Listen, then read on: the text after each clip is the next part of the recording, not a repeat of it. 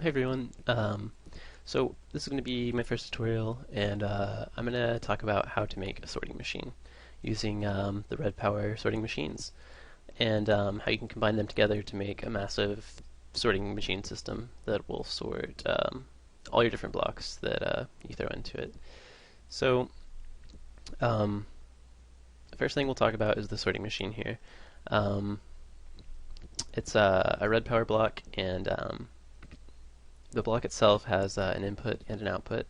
You'll see the small hole is going to be your output and the bigger hole is going to be the input. So we'll go ahead and set a chest here to be our input buffer, and then the sorting machine is essentially going to suck any item out of this chest and push it through into our sorting system. So the first thing you may notice when you look at the UI here for the sorting machine is that it needs electricity. It needs power. So we'll just set up a quick solar array here to get some power. We'll use a battery box so that we don't have to worry about not having power at night, like that. And we'll wire this straight into our sorting machine there. All right, and you can see it's charging now. Okay, so the next thing is that when a sorting machine is going to pull items out of an inventory, like this one, or out of a container, it'll need a redstone pulse, and it'll pull an item out. So we'll use this redstone timer here. We'll set it on 1 second. And so every time it receives a pulse, it's going to pull an item out of our input chest. And the next thing you'll output on this side are going to be your redstone. Uh-oh. Why?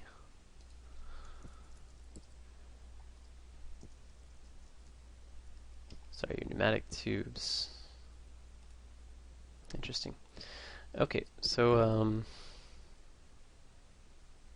so this is the basic setup for one sorting machine, and now we're going to talk about actually configuring the sorting machine here. There's several different modes for the sorting machine, and that's this icon here. You can change the mode. So the one that you're going to want to use for sorting machine is going to be, this is the any item, and then this one right here is going to be the any item plus a default. And that's what this color, or this box right here is for your default color. And how this will work, we'll set white to be our default color, and then we can just pick a few random colors here, yellow, and we'll say blue. Okay, just for our test, for our demonstration here, we're not going to use a full setup for it, but what this means now is that when it pulls an item out, if it's an item that's in this column right here, it will be labeled orange. If it's in this column, it'll be labeled yellow, and this one it'll be labeled blue. If the item it pulls in matches any of the items in whichever column. If it doesn't match any of these, any of the items in these columns, then it'll be labeled white, and that's the default route. So so with the actual tubes, you're probably wondering how do you control where they go, and you'll do that with paintbrushes. And to make a paintbrush, to color it, you're gonna have to make a paint can. The paint can, you'll have to make a paint can, mix it with a dye and flax seeds, and then just essentially you're dipping the paintbrush, which you make with any colored wool in a stick. You're just dipping the paintbrush into the paint can, and these do last quite a while, so you don't have to worry about making tons of them. It's not like they're one-time use; they're a tool that has a durability. So I believe we'll need yellow, orange,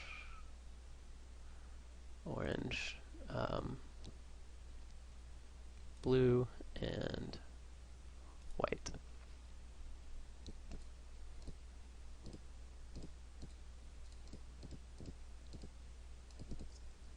Okay, so we've got our paintbrushes here. So we'll go ahead and set a chest here, here. Better yet, let's do it here, here, here, and here. All right, and then we'll just run our tubes into each one of these chests, like so. And so as it is right now, um, the way Redpower tubes work is that they'll fulfill an item's going to go to the closest valid inventory. And if there's two inventories or two containers that are equally close, then it'll automatically alternate between them. But this will work. This one's closer than this one is closer than this one is closer than this one. Means that currently any item that goes through here is going to go into here and fill this up until it's full, and then it'll fill this one and that one and that one.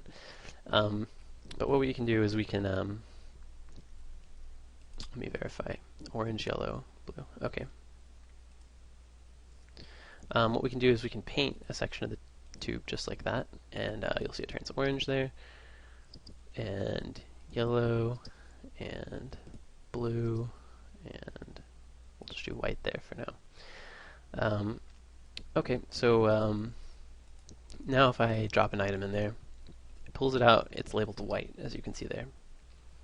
And how this works is that if items are colored, they can only pass through. They can't pass through any other color of piping or tubing except for their own color. So that means when a item comes out here labeled white, this is not a valid path. This is not a valid path. This is not a valid path, and this is the only valid path. Or if it's labeled yellow, then the only valid path is going to be through to here.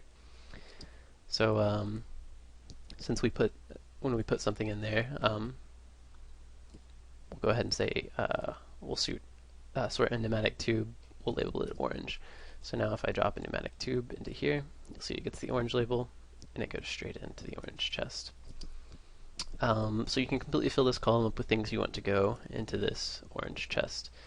You can even make multiple columns for orange, and then any items in either of these two columns will go to orange. You can also do multiple chests like this, so like that, and even another one on top of that. And now only orange items can still pass through this, and they're still going to sort to the closest one first, which means any items that are sorted into or that are labeled orange by any of these columns here are going to fill up these three chests from the bottom up. And then we could do the similar thing here and here. So the basic idea, the overview for how this is going to work is that we're going to have a sorting machine that has all possible items we put in there comes into this first sorting machine.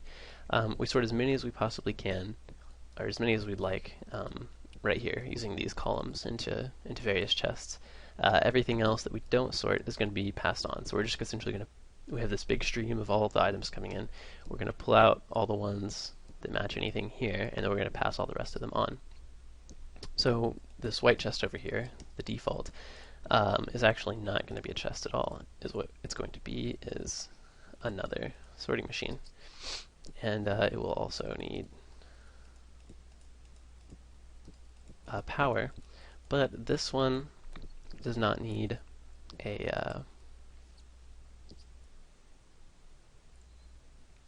this one does not need a redstone signal, and that's because when items come in through a tube like this, they'll automatically get sorted as they pass through.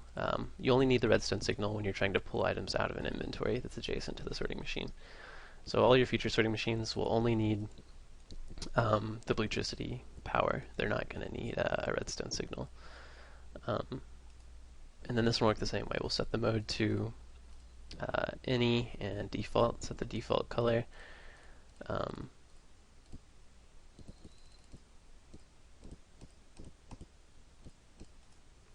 And set set all our colors here, and then we'll sort even more items here. We'll pick some more stuff out of our stream of items, and then pass all the rest of them again onto default. And you don't have to worry about the colors interfering here, in case you were wondering. When it comes through here and it's labeled white, and it gets to here, it'll be relabeled according to whatever color it is, or if it can't be labeled, it'll be relabeled as white again as it passes through. And so this is where the colors only interfere on the same sorting machine. So you can only have, I can't have another yellow chest, or I could have another yellow chest over here, but that means that any item sorted to yellow. I can't have, what I'm trying to say is I can't have another orange over here and expect that these items to be sorted in a different place from these items. Well, I can expect that from over here. If this orange is going to be the orange here, and obviously not the orange over there. Like that. And then we could do our yellow, and then our white would go on again to another sorting machine.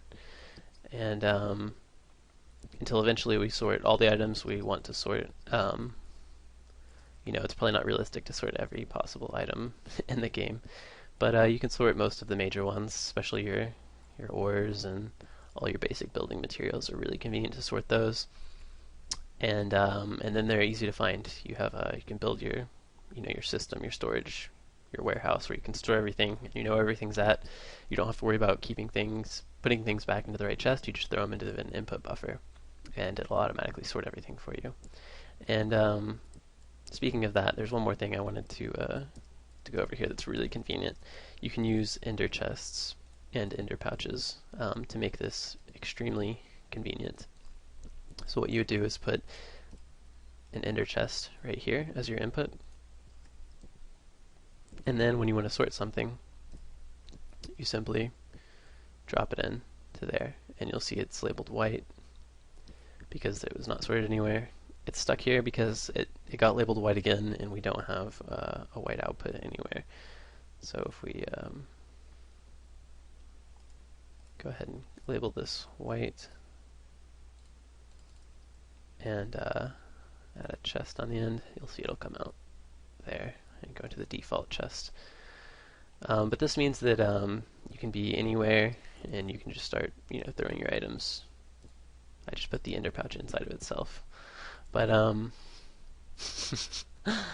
it's really convenient if you're out mining and you just want to throw all your ores, everything you found, throw it all in there, and it'll automatically go back to your base and be sorted. And this is you'd want to use, if you're on a server, a world anchor with this, because your sorting machine, you can still put items in here, but if you're away and this chunk is unloaded, then it's not going to actually be pulling items out and sorting them. So you'd want to drop a world anchor down. That is interesting. I don't think you can put items into world anchors. Put a world anchor down, and then it'll sort no matter where you are away from your base, and it's just super convenient way to manage your items, especially with the ender pouch. Yep, and that's it for this tutorial. Let me know if you have any questions about it, if I didn't explain something fully, and I'm always up for suggestions for future tutorials. Thanks.